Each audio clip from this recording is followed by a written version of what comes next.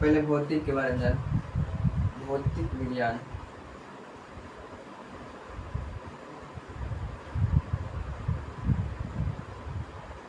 Physics.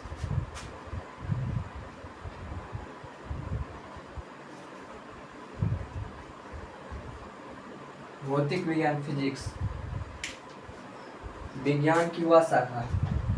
भौतिक विज्ञान में की कहै छै प्राकृतिक में जितना घटना हो रहा है, प्राकृतिक में जितना भी घटना हो रहा है, जैसे गाड़ी चलना, हवा चलना, कुछ भी घटना हो रहा है तो फिर विज्ञान में आवे छै। विज्ञान में कौन? फिजिक्स में। तो प्राकृतिक में जितनी भी घटना हो रहा है उसका जो अध्ययन करेंगे उसी को भौतिक विज्ञान कहेंगे। प्राकृतिक में जितनी भी घटनाओं का अध्ययन करेंगे उसको भौतिक विज्ञान कहेंगे।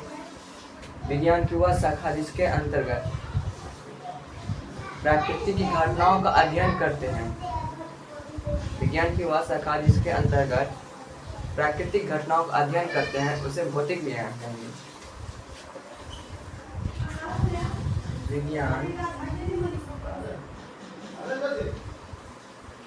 विज्ञान की वह शाखा जिसके अंतर्गत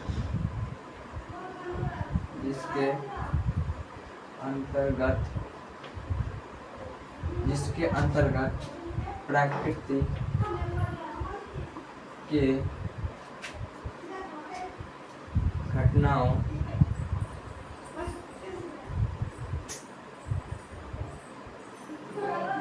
घटनाओं के बारे में अध्ययन करते हैं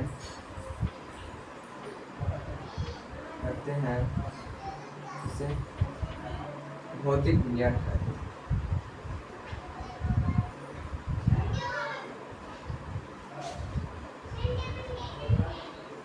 जितना भी प्राकृतिक में जिस तरह का भी घटना हो रहा है, पुल बनना, हवाई जहाज उड़ना, ट्रेन चलना, बस चलना, गाड़ी चलना, हवा बनना, मकान बनना, ये सब विज्ञान के अंदर आता है। फिजिक्स विज्ञान के भौतिक विज्ञान के अंतर्गत आता है। विज्ञान की वह शाखा जिसके अंतर्गत प्राकृतिक घटनाओं का अध्ययन करते हैं उसे भौतिक विज्ञान कहते हैं। अब भौतिक विज्ञान की उत्पत्ति कहाँ से हुई? इसकी उत्पत्ति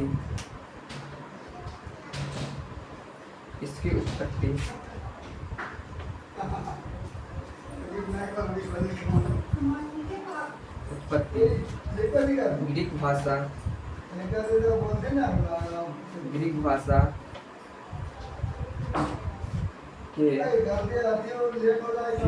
फ्यूसिस सबसे हुआ है।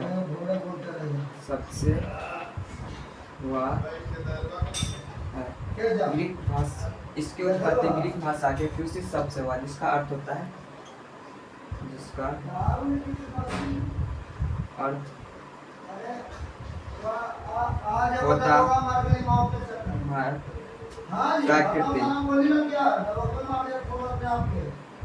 प्राकृतिक। फिजिक्स जो है इसका जो उत्पत्ति हुआ वो ग्रीक भाषा के फ्यूसिस शब्द से हुआ है, जिसका अर्थ होता है प्राकृतिक।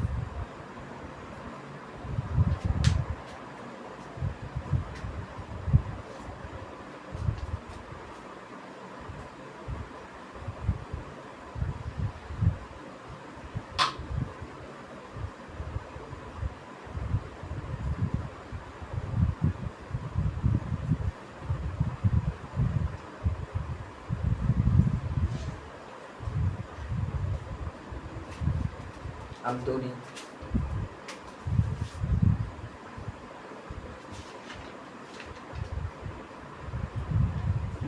मान लीजिए पॉइंट ए, पॉइंट बी, क्या है पॉइंट ए, ये पॉइंट बी। पॉइंट ए से पॉइंट बी जाने के लिए हम सीधे भी जा सकते हैं, इस तरह से भी जा सकते हैं। पॉइंट ए से पॉइंट बी जाने के लिए हम सीधे भी जा सकते हैं, या तो पॉइंट ए से ऐसे इधर भी जा सकते हैं, या तो इस तरह से भी जा सकते हैं। अर्थात एक स्थान से दूसरा स्थान हम कहीं मोड़ भी ले सकते हैं, कहीं सीधे भी जा सकते हैं। ए से बी तक जाने में इस पथ जो कुल लंबाई होगी उसी को दूरी कहेंगे। प्रारंभिक स्थान से अंतिम स्थान तक जाने में पथ की कुल लंबाई को दूरी कहेंगे।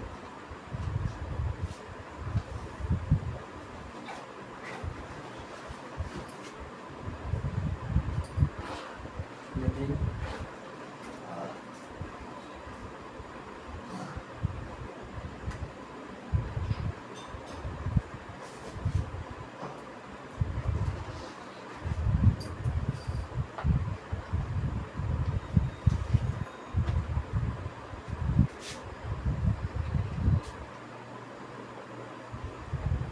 यदि कोई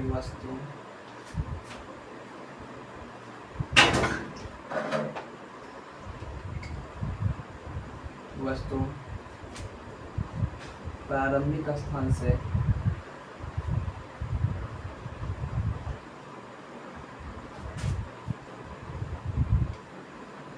अंतिम स्थान तक जाने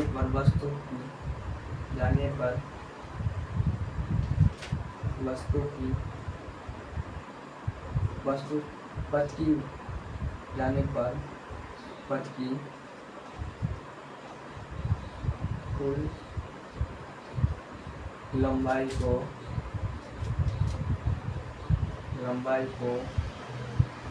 वस्तु की दूरी कहेंगे।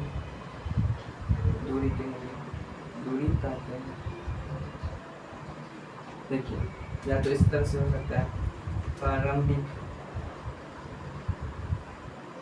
बिंदु से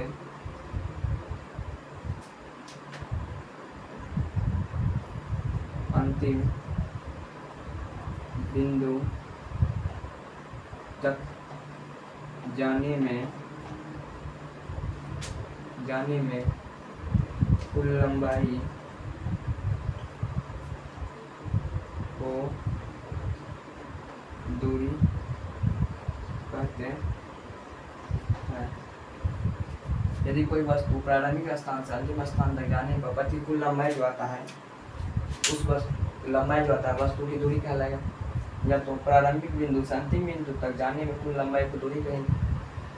दूरी जो होता है सदिश राशि होता है। दूरी होगा सदिश, दूरी अदिश राशि होता है, अर्थात इसमें परिमाप और दिशा नहीं होती है। दूरी अदिश राशि है, इसलिए इसमें परिमाप एवं दिशा नहीं होती है। दूरी हमेशा धनात्मक होती है, दूरी कभी ऋणात्मक नहीं होती, दूरी हमेशा धनात्मक होती है।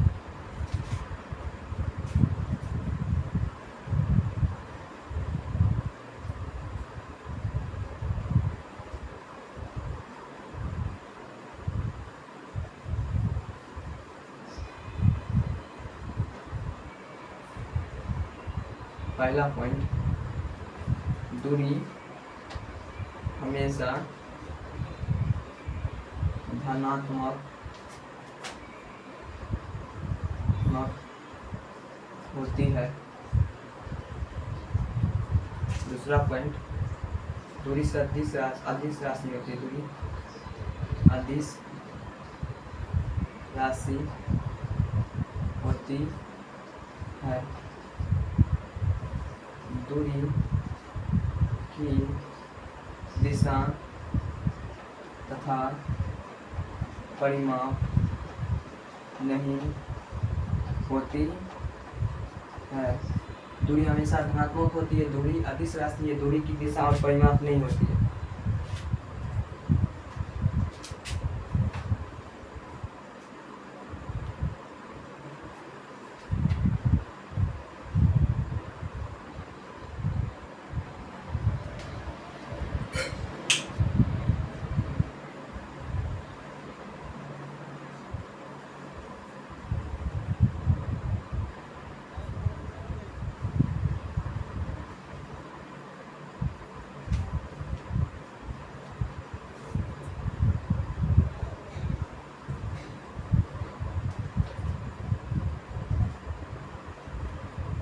अब करेंगे विस्थापन।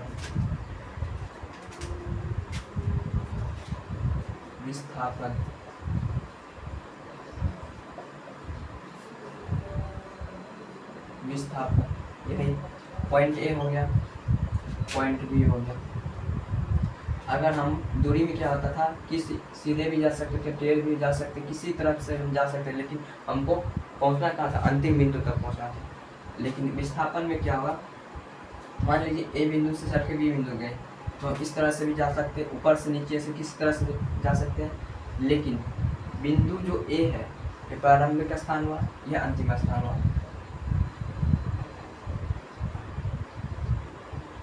ये प्रारंभिक हुआ, ये अंतिम हुआ।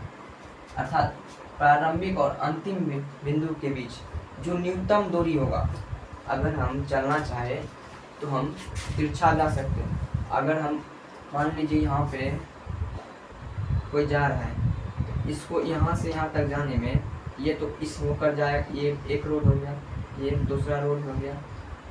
अब देखिए यहाँ से ये यहाँ जाएगा, यहाँ से यहाँ जाएगा, एक ये रोड हो गया। अब इसको जाना है, ये इस होकर भी जा सकता है, इस होकर भी जा सकता है, इस होकर भी जा सकता है, लेकिन इसको पहुँचना कहाँ, बिंदु बी तक पहुँचना है तक। अब विस्थापन में क्या होगा, तो जो भी यहाँ से चलेगा, इसको जो जितना छोटा दूरी लगेगा, जितना जो छोटा दूरी होगा वो रास्ता से होकर ये बिंदु बी तक जाएगा। विस्थापन में जितना छोटा दूरी मिलेगा उस रास्ता से होकर विस्थापन बी तक जाएगा। विस्थापन हो जाएगा प्रारंभिक स्थान से अंतिम स्थान तक में जाने में जिस न्यूनतम दूरी लगती है उसे विस्थापन कहते हैं। प्रारंभिक स्थान से अंतिम स्थान तक जाने में जिस न्यूनतम छोटी से छोटी जितनी उसको पथ की लंबाई होगी उसको जाने में उतना अच्छा हो। प्रारंभिक स्थान से अंतिम स्थान तक जाने में जिस न्यूनतम दूरी लगती है उसे विस्थापन कहते हैं। दूरी में होता था, दूरी में किसी होकर जा सकता था, लेकिन इसमें न्यूनतम दूरी पकड़नी, सबसे छोटी दूरी पकड़नी है विस्थापन में। और दूरी में हम लंबा पकड़ सकते हैं, छोटा भी पकड़ सकते हैं, लेकिन विस्थापन में सबसे छोटी दूरी पकड़ना हो।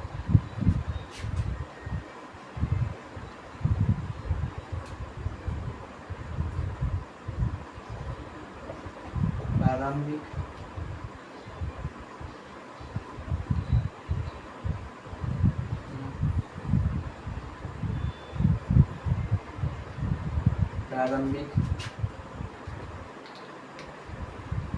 बिंदु या स्थान, प्रारंभिक स्थान से अंतिम स्थान तक जाने में, प्रारंभिक स्थान से अंतिम स्थान तक जाने में जिस न्यूनतम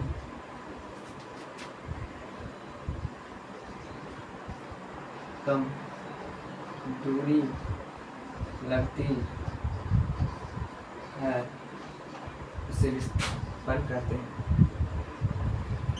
उसे विस्थापन कहते हैं।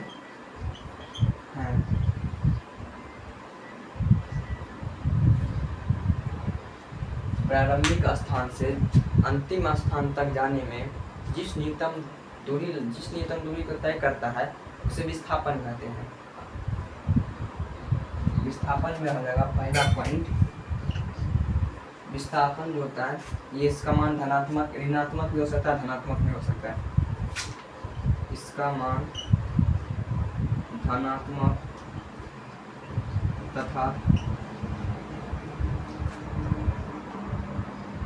ऋणात्मक भी हो सकता है। अब दूसरा पॉइंट जो रहेगा ये सदिश राशि है। विस्थापन एक सदिश राशि है। विस्थापन एक सदिश राशि है। इसमें दिशा तथा परिमाप दोनों होती है। इसमें दिशा तथा परिमाप दोनों होती है,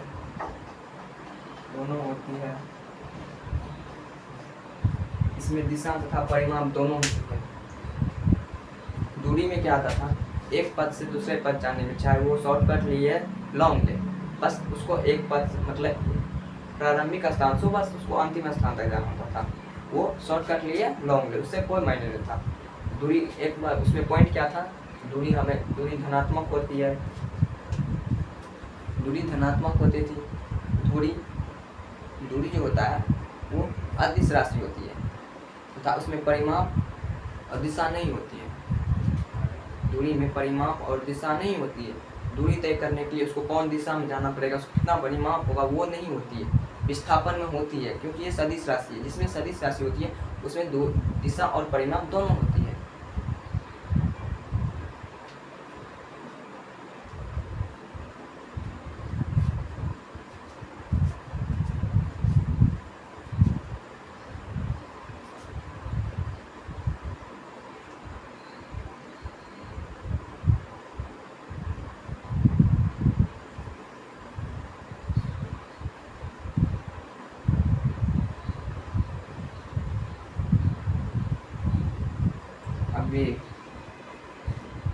वेग क्या था, वेग भी एक सदिश राशि है। वेग भी एक सदिश राशि है। वेग जो होता है वो सदिश राशि होता है। सदिश राशि हो गया तो उसमें परिमाप और दिशा दोनों होगी। सदिश राशि हो गया इसमें परिमाप और दिशा दोनों होगी। तो वेग सदिश राशि होता है। वेग सदिश राशि है, सदिश राशि है।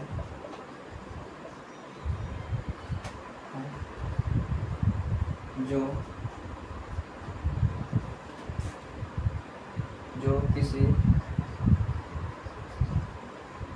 वस्तु की गति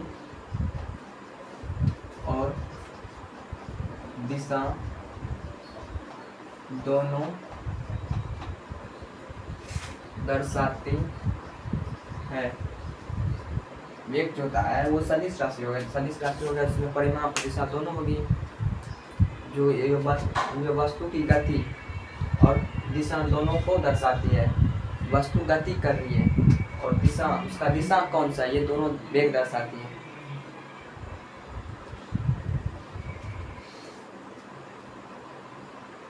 वेग बराबर हो जाता है, वेग का सूत्र हो जाएगा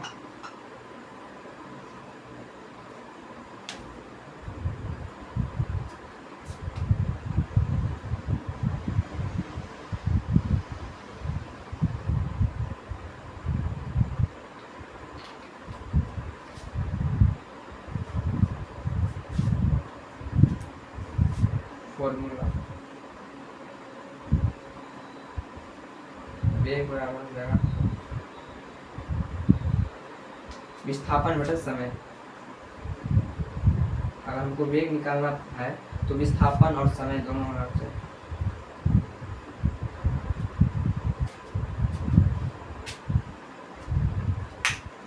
वेग बराबर विस्थापन बटा समय होता है। तो अगर विस्थापन दिया है, समय दिया है, वेग निकल जाएगा।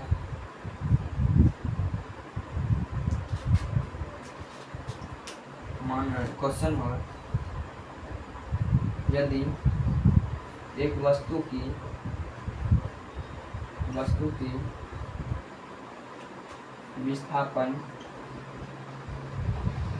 विस्थापन 30 मीटर है तथा उसकी समय अंतराल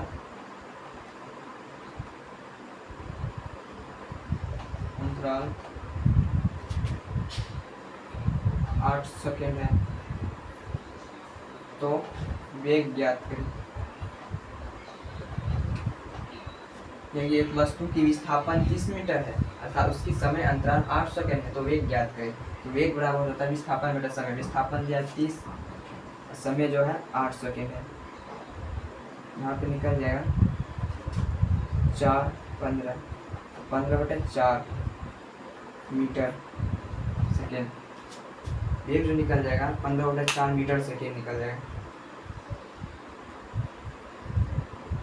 वस्तु की विस्थापन दिया जाएगा, वो समय अंतराल दिया जाएगा, वेग निकल जाएगा।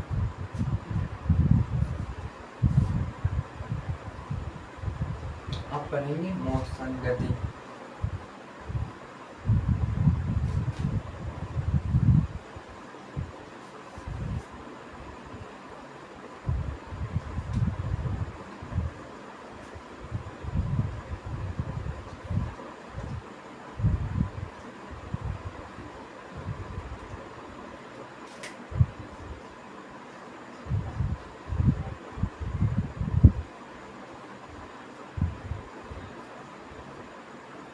गति। कोई वस्तु अपनी प्रारंभिक अवस्था था, तो अब अपनी प्रारंभिक अवस्था वो जब वहाँ पे खड़ा था, कोई वस्तु खड़ा है, ये मार्कर खड़ा है, ये प्रारंभिक अवस्था में, अर्थात ये प्रारंभिक अवस्था मतलब होता है इसका जो त्वरण है जीरो है, ये जीरो त्वरण है इसका, ये विराम की अवस्था में, ये मार्कर विराम की अवस्था।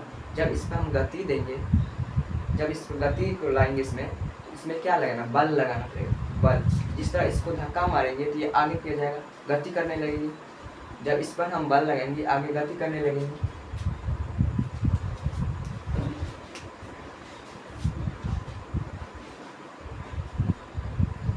यदि कोई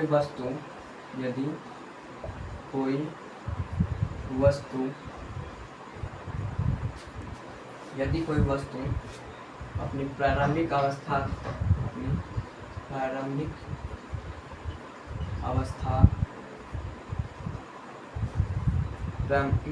को समय के साथ, जैसे जैसे समय होगा, जैसे जैसे परिवर्तन होगा वो गति होगा।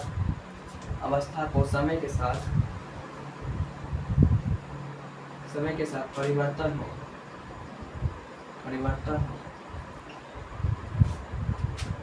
तो वह वस्तु गति में होगी। यदि कोई वस्तु प्रारंभिक अवस्था पर खड़ी है, ये इसका प्रारंभिक अवस्था में इसका त्वरण जो हो जाएगा इसलिए सर जीरो हो जाएगा। अगर ये प्रारंभिक अवस्था पर खड़ी है, या इस पर हम फोर्स लगाएंगे, बल लगाएंगे, तो ये आगा की तरफ धक्का लगेगा, तो आगा जब बल लगाएंगे तो ये आगा तरफ जाने लगेगा। ये जो वस्तु है ये विरामावस्था में था, जब इस पर बल लगाए तो ये आगे आने लगा, गति में जाने लगा। तो यदि कोई वस्तु समय के साथ अपनी प्रारंभिक अवस्था को समय के साथ परिवर्तन कर रहा है तो वह वस्तु गति में होगी। जब वस्तु गति में होगी,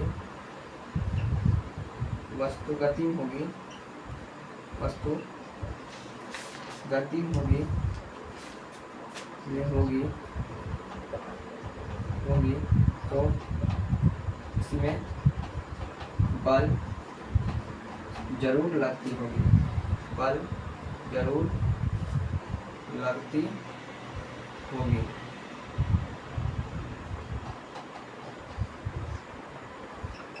यदि कोई वस्तु गति होगी तो उसमें बल जरूर लगेगी।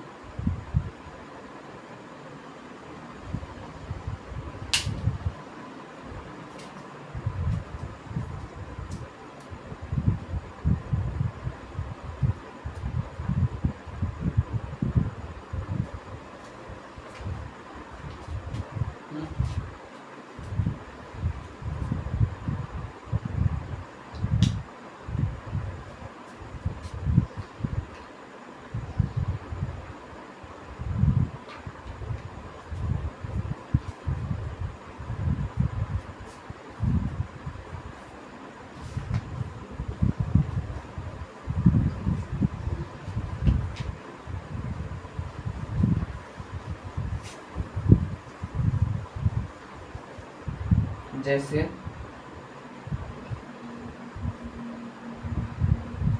चलती हुई रोड पर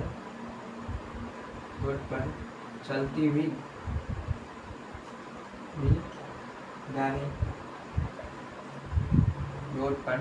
गाड़ी, भागता हुआ व्यक्ति,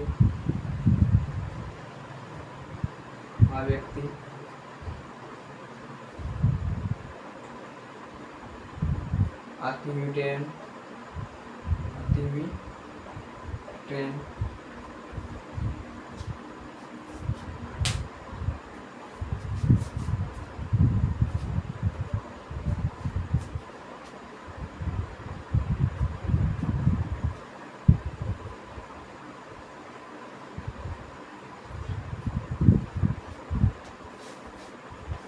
विरामावस्था, रेस्ट मोशन, विरामावस्था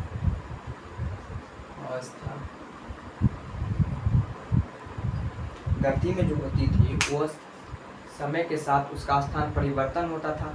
अब विरामावस्था में क्या होगा, उसके समय के साथ उसके स्थान में परिवर्तन नहीं होगा, वो रुका हुआ रहेगा। मान लीजिए ये पॉइंट ए है, इसको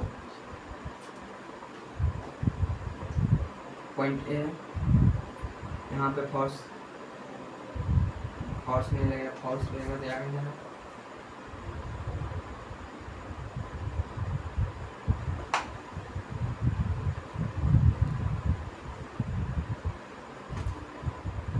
यदि कोई वस्तु ने प्रारंभिक अवस्था को, यदि कोई वस्तु अपनी प्रारंभिक अवस्था को समय के साथ परिवर्तन नहीं कर रहा है, परिवर्तन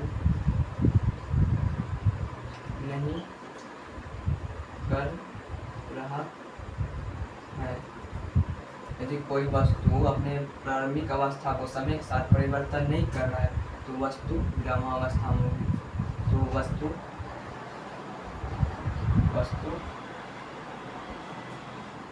विरामावस्था में होगी। अगर समय के साथ स्थान परिवर्तन हो रहा है, उसके सापेक्ष जितनी भी वस्तु है उसमें परिवर्तन हो रहा है, वो गति में होगी। अगर समय के साथ स्थान परिवर्तन नहीं हो रहा है तो विराम अवस्था में होगी, रुका हुआ होगा। जब रुका हुआ होगा उसका त्वरण क्या हो जाएगा, 0।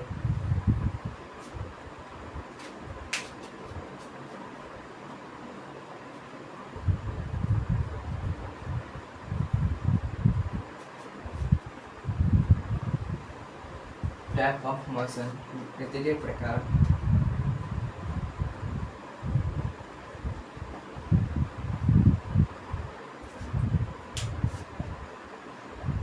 टाइप ऑफ मोशन, गति के प्रकार। गति के मुख्य 3 प्रकार हैं। गति के मुख्य 3 प्रकार हैं।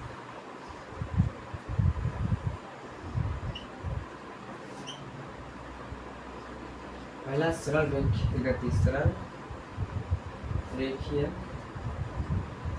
गति। दूसरा हो जाएगा वित्तीय गति, वित्तीय गति। तीसरा हो जाएगा घूर्णन गति, घूर्णन गति। अब देखिए सरल रेखीय गति, इसमें कोई वस्तु सीधी स्ट्रेट लाइन में चलती है, इसमें कोई वस्तु वित्तीय पथ पर घूमती है, इसमें कोई वस्तु एक अक्ष में चारों ओर घूमती है। पहला से सरल रेखीय में कोई वस्तु सीधी स्ट्रेट लाइन में चलती है, सीधी लाइन में चलती है। वित्तीय गति में कोई वस्तु वित्त के पथ पर घूमती है। घूर्णन गति में हो जाएगी वस्तु एक अक्ष पर चारों ओर घूम रही है। यहाँ होगा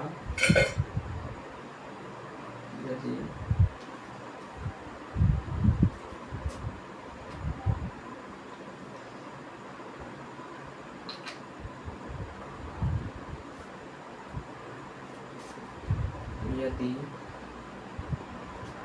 वस्तु सीधी रेखा में गति कर रही है, सीधी रेखा में गति कर रही है तो वह सरल रेखीय गति पर गति करेगी। सरल रेखीय गति होगी।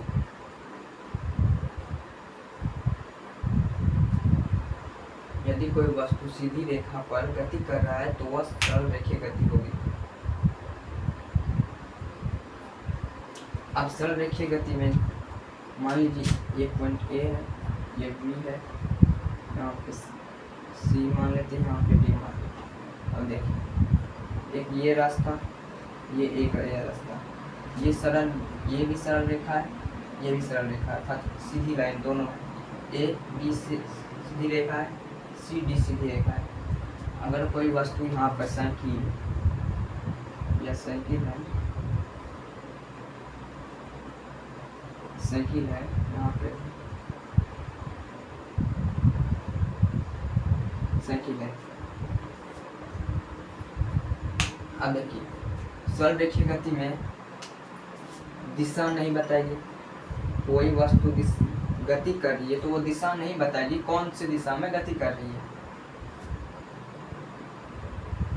परिवर्तन नहीं होगा।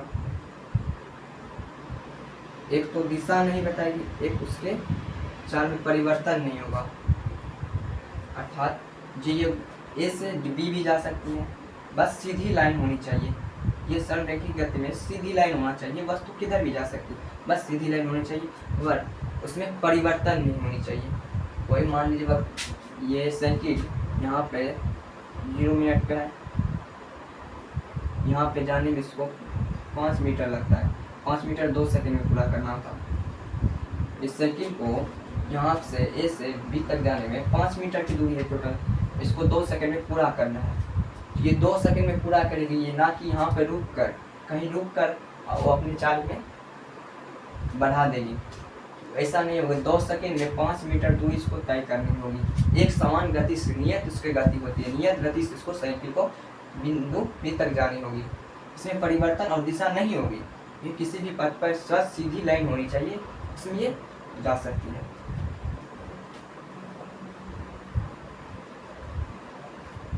वित्तीय गति में कोई रोड जो होता है वृत्ताकार, मोड़ जो होता है वृत्ताकार होता है। वित्तीय गति पे इस पथ पर जो कोई वस्तु गति कर रही है, इस पथ पर जो कोई वस्तु जा रही है, गति कर रही है, तो वो वित्तीय गति होगी। जैसे हो गया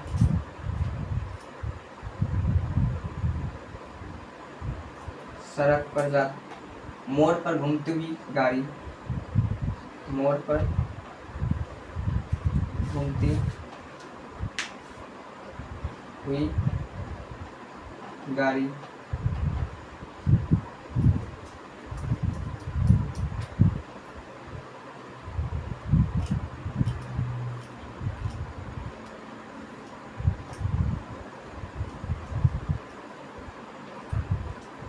यदि वस्तु वृत्ताकार पथ पर गति कर रही है तो वह वित्तीय गति कहलाएगी। तो वह पथ वित्तीय गति कहलाएगी। जब कोई वस्तु वृत्ताकार पथ पर अर्थात मोड़ या जो आता है उस पर जो गति करेगा तो भी इसको वृत्ताकार गति कहेंगे। जैसे मौत क्या था, वो वृत्ताकार पथ पर एक जैसे नियत त्वरण से गति कर रही होती है।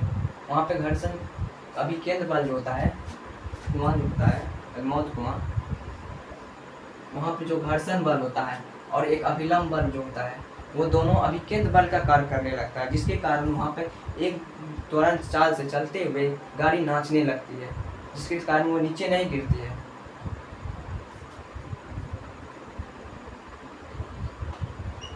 मुड़ती हुई, मोड़ पर मुड़ती हुई गाड़ी।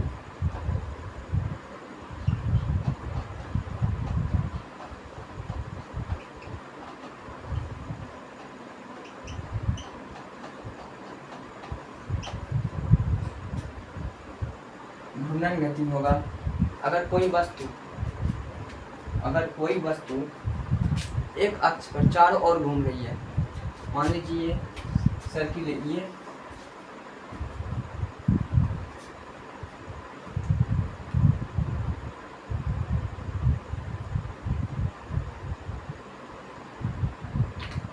जैसे झूला जो होता है इस तरह से झूला होता है,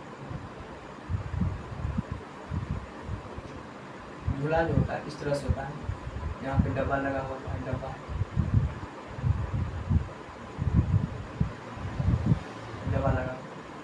ये जो देखिए, ये जो है क्षैतिज दिशा में गति कर रही है,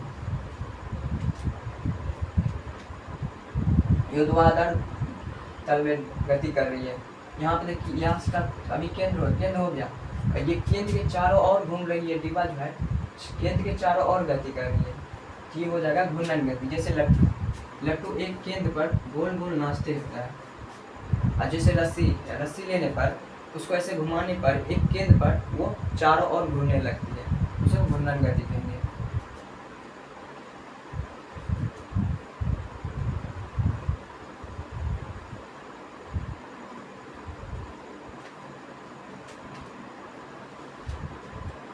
सरल रेखीय गति, यदि वस्तु सीधी रेखा में गति कर रही है तो वह सरल रेखीय गति होगी। और सरल रेखीय गति में दिशा नहीं होती है और परिमाण भी नहीं होती है, ये दोनों नहीं होती सरल रेखा गति में। इसका दिशा नहीं बताएगी कि इसको जाना है पूर्व से पश्चिम, उत्तर से दक्षिण, वैसा उसके जो दूरी तय करनी होती है उसमें परिवर्तन भी नहीं होती, एक समान नियत त्वरण से चलती है। यदि वस्तु वृत्ताकार पथ पर गति कर रही हो तो वह पथ वृत्तीय गति होगी। कोई वस्तु वृत्ताकार पथ पर गति कर रही है तो वृत्तीय पथ गति होगी। मोर पर मुड़ती हुई गाड़ी,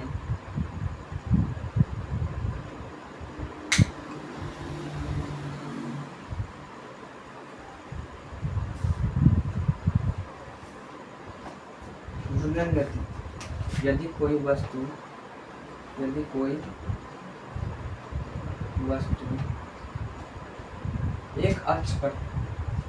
एक अक्ष पर चारों ओर घूम रही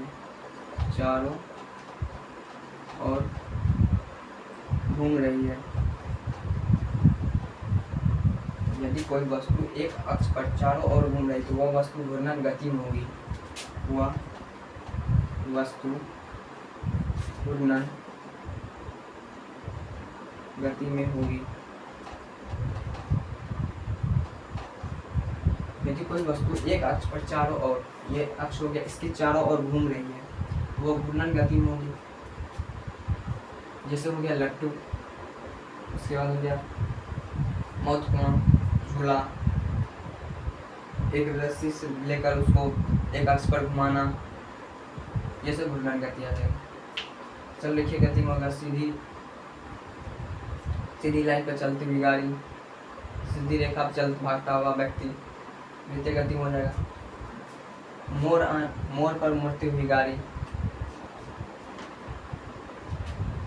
यदि कोई वस्तु एक अक्ष पर चारों ओर घूम रही तो वह घूर्णन गति होगी।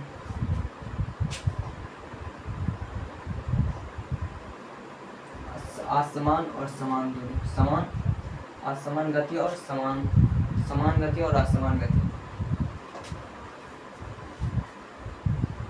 गति के तीन प्रकार, सरल देखिए, द्वितीय, घूर्णन गति, मुख्य तीन गति के मुख्य तीन प्रकार।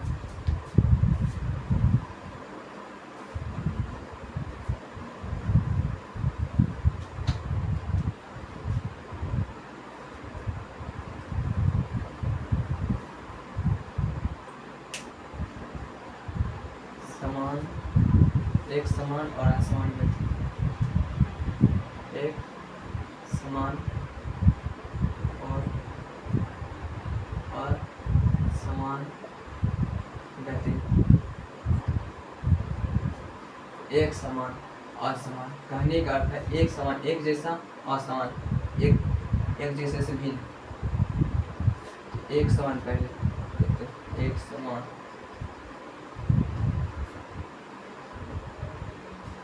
एक समान। यदि कोई वस्तु एक समान चाल से चल रही है, यदि कोई वस्तु एक समान चाल से चल रही है तो वह समान गति होगी, एक समान गति।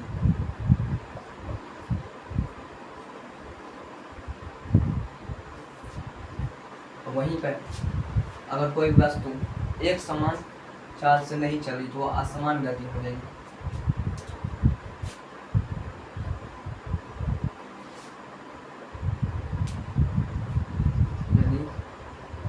वस्तु सरल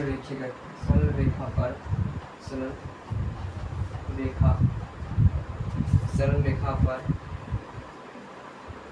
पर एक समान चाल से चल रही है तो वह एक समान गति होगी। यदि कोई वस्तु सरल रेखा पर सीधी लाइन पर एक समान चाल से चल रही है तो वह वस्तु एक समान चाल पर एक समान गति से, यदि कोई वस्तु एक चाल से चल रही है तो वह समान गति होगी। जैसे यहाँ पे बस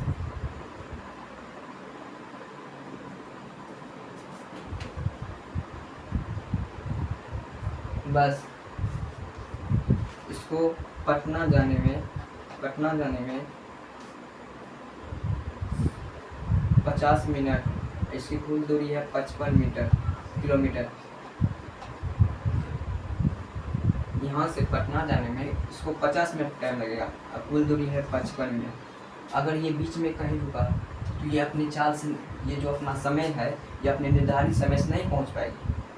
यही बीच में ये बस कहीं रुका तो वो अपने जो निर्धारित इसका समय जो दिया रहा है 50 मिनट, वो नहीं पहुँच पाएगी 50 मिनट में, या उसको लेट हो जाएगी। जब लेट हो जाएगी तो एक समान गति से नहीं चलेगी, तो ये हो जाएगी असमान गति से चलने लगेगी। अगर कहीं बीच में रुक गया तो ये असमान गति से चलने लगी। अगर अपना निर्धारित समय पे ये पहुंच गया तो एक समान गति का है। अगर बस अपना निर्धारित समय जो दिया है 50 मिनट उसके अनुकूल वो पहुंच गई अपनी पटना तो एक समान गति होगी। अगर वही ये बस पटना जाने में 50 मिनट की जगह 52 मिनट लगा दे तो असमान गति हो जाएगी। अब समान और असमान गति, अब दोनों जो दिया रहता है उसको ज्ञात करने के लिए औसत चाल से हम समान और असमान गति की निकाल सकते हैं। औसत चाल तो पहले असमान गति,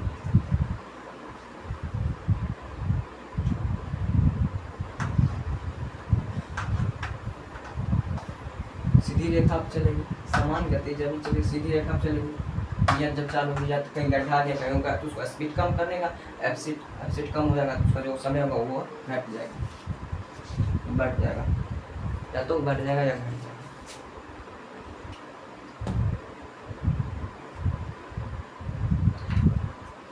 यदि कोई वस्तु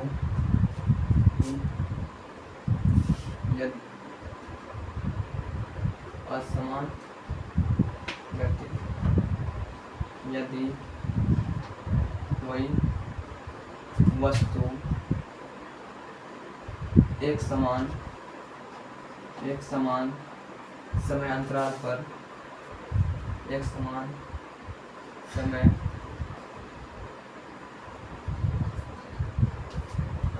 पर गति नहीं कर रही है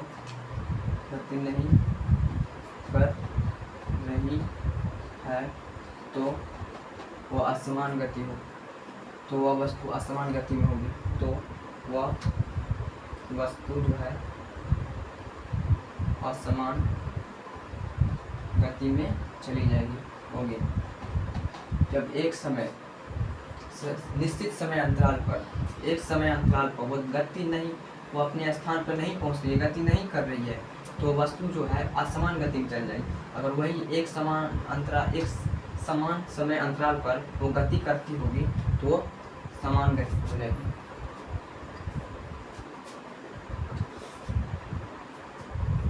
यहाँ पे जैसे वहाँ हो जाएगा, यहाँ एग्जाम्पल हो जाएगा, गाड़ी जाते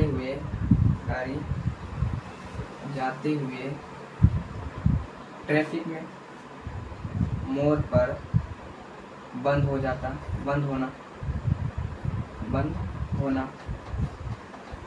अगर गाड़ी जा रहा है मोड़ को बंद हो गया तो उसको स्टार्ट करने में जैसे टाइम लगेगा तो निर्धारित समय पर नहीं पहुँचते।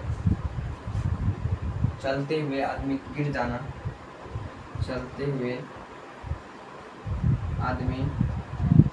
जाना, समान हो जाएगी।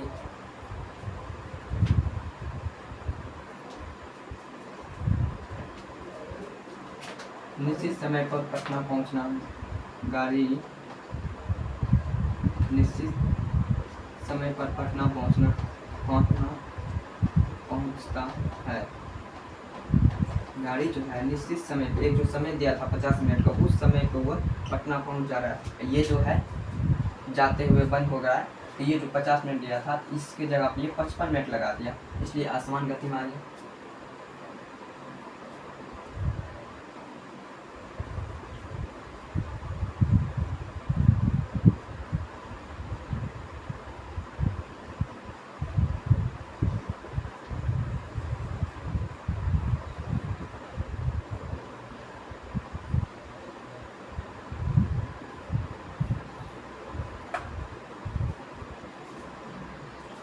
औसत चाल, औसत चाल, औसत चाल किसी वस्तु द्वारा, किसी वस्तु द्वारा सूक्ष्म समय अंतराल में, सूक्ष्म समय अंतराल में तय की गई कुल दूरी, तय की गई कुल दूरी को औसत चाल कहते हैं। औसत को औसत चाल कहते हैं। यदि किसी वस्तु द्वारा सूक्ष्म समय अंतराल तय की गई कुल दूरी को औसत चाल कहते हैं। औसत चाल बराबर हो जाता है, इसका जो फॉर्मूला होता है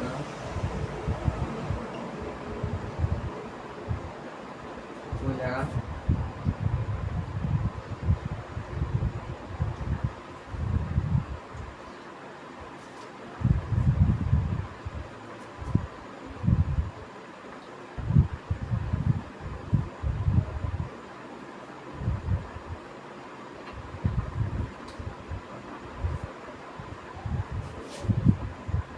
S/T,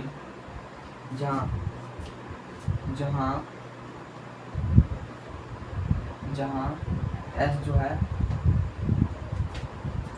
कुल दूरी है, कुल दूरी, अभी T जो है समय,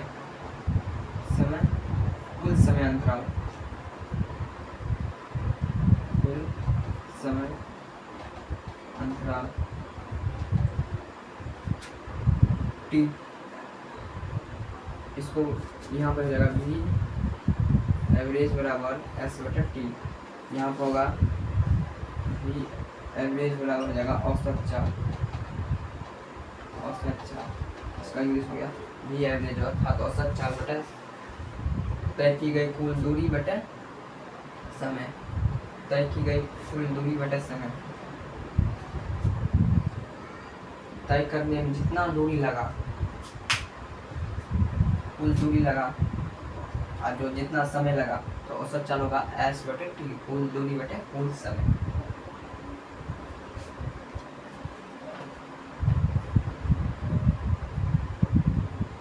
क्वेश्चन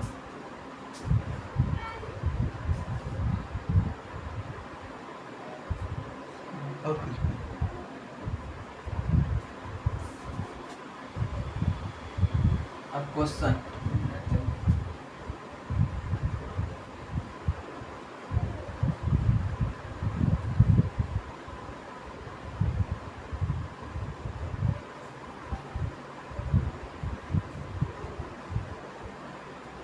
होगा, यदि घोड़ा जो है, घोड़ा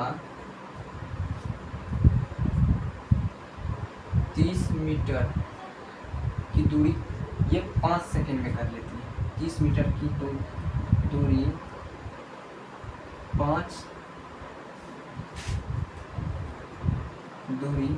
6 सेकंड में तय करती है। ठीक, जो घोड़ा है 30 मीटर की दूरी 6 सेकंड में पूरा करती है। पुनः फिर से ये 6 सेकेंड में 40 मीटर दूरी तय कर लेती है, दूरी तय करती है, तो औसत चाल ज्ञात करें। औसत चाल ज्ञात करें। यदि घोड़ा 30 मीटर दूरी 6 सेकंड में तय करती है, पुनः 7 सेकंड में 40 मीटर की दूरी तय करती है, तो औसत चाल ज्ञात करें।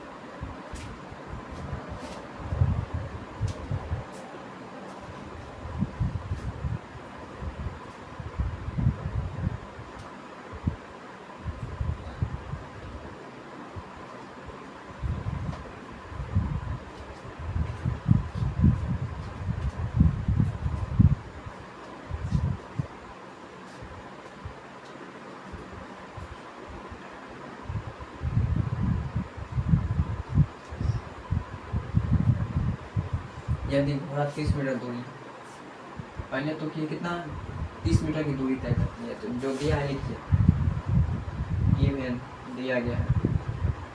घोड़ा कितना दूरी तय करती है, एक तो ये 30 मीटर की तय करती है, फिर जब 30 मीटर 6 सेकंड में पूरा कर लेती है, उसके बाद वो 7 सेकंड में 40 मीटर की दूरी तय करती है। तो पहले 30 मीटर की दूरी की, तो 30 मीटर की दूरी तय की, फिर उसके बाद 40 मीटर की थी, तो कितना हो गया 70 मीटर हो गया, दोनों 70 मीटर।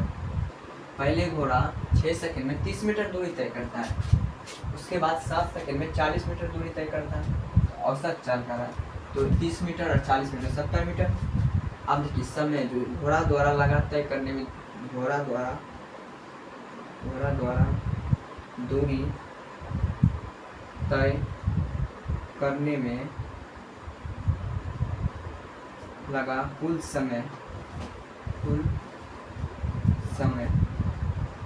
अब देखिए घोड़ा द्वारा जो दूरी तय किया, तो कितना सेंटीमीटर किया था, ये बार एस हो गया, एस बराबर हो गया 70 सेंटीमीटर। अब सेकेंड, पहले 6 सेकंड में 30, 7 सेकंड में 40 कर रहा है, तो 6 सेकंड में 30 कर रहा है, 7 सेकंड में 40, तो 6 + 7, क्योंकि ये कुल समय मांग रहा है, कुल दूरी मांग रहा है, औसत चाल बराबर होता है तय की गई कुल दूरी बटा कुल समय, इसी को लिखते हैं एस बटा टी, एस समय, टी टाइम। देखिए कुल दूरी जो था 70 मीटर हो गया। अब देखिए समय जो है, एक 6 सेकंड है, एक 7 सेकंड है, तो कुल समय निकालेंगे तो दोनों को जोड़ देंगे, 13 सेकंड हो गया। अब 13 सेकंड हो गया, अब इस पे बैठा देंगे, कुल दूरी कितना है 70 मीटर आ गया, बटे समय कितना है 13 सेकंड है, या वी एवरेज बराबर निकल जाएगा, औसत चाल बराबर, अब नहीं कटेगा, ये दोनों नहीं कटेगा, तो वी एवरेज बराबर हो जाएगा 70/3 मीटर सेकेंड।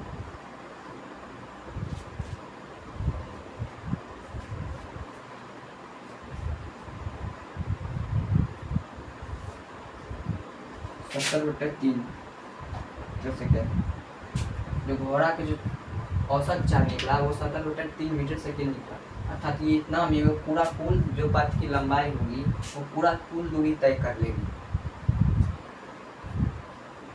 और दूसरा क्वेश्चन, क्वेश्चन देखिए, यदि घोड़ा 30 मीटर दूरी दिया था, अब 6 सेकंड में तय करता है 30 मीटर, 7 सेकंड में 40 मीटर, तो औसत चाल बोल रहा है, तो औसत चाल बराबर होता है तय की गई कुल दूरी बटे कुल समय, तो दूरी 40, 30 और 40 दोनों हो गया 70, 6, 7, 13, तो 13/70, इसको औसत चाल निकल गया 13/70।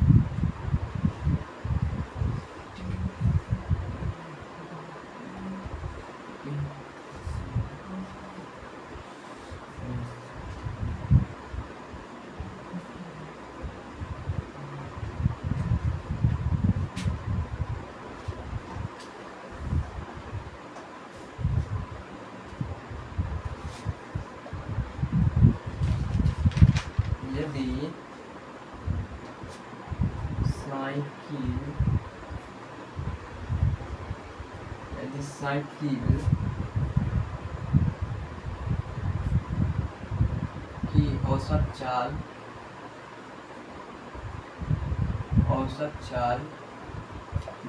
130 मीटर पर सेकेंड है। यदि साइकिल की औसत चाल 130 मीटर पर सेकेंड है और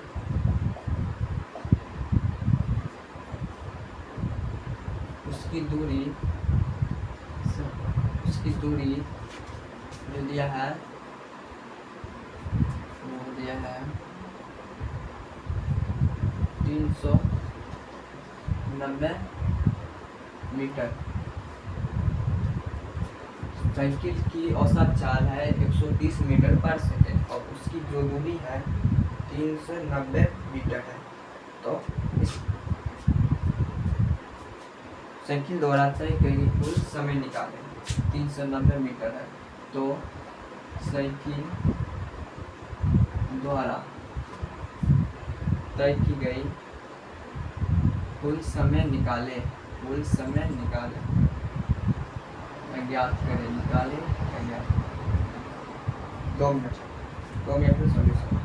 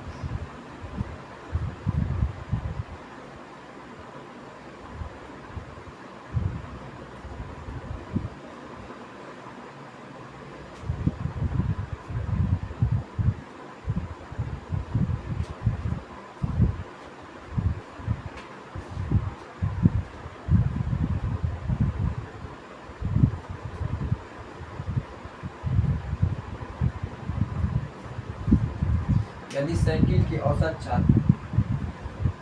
चाल जो दिया है पहले गेम में जो दिया है लिख ले। औसत चाल दिया है वी एवरेज बराबर दिया है 130 मीटर पर सेकेंड। अब जो दिया गया है साइकिल की दूरी जो दिया गया है, साइकिल जो दूरी तय किया वो दिया है, तो एस बराबर हो जाएगा 390 मीटर।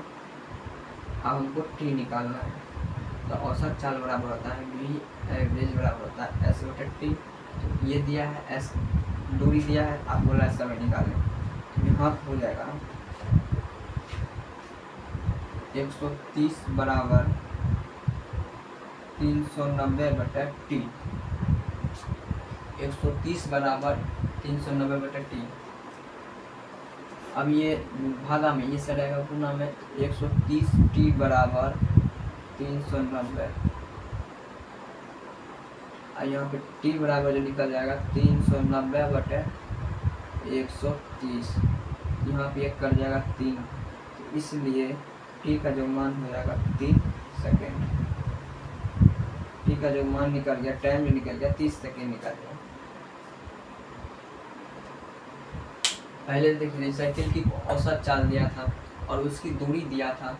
साइकिल द्वारा तय की गई कुल दूरी समय बोल रहा था निकाल, तो एवरेज दिया था और दूरी दिया था टी बराबर, तो औसत चाल बराबर होता है एस बटे टी। कुल तय की गई कुल दूरी बटे कुल समय। हम यहाँ पे दूरी औसत चाल 130 दिया था और दूरी 390 टी निकालना था, तो टी के इस साइड लाए थे 130 टी हो गया। अगर टी को इस साइड रखे 130 को उस साइड भेज दिए तो टी बराबर निकल गया 3 सेकेंड। तो औसत चाल जो समय था वो 3 सेकेंड निकल गया।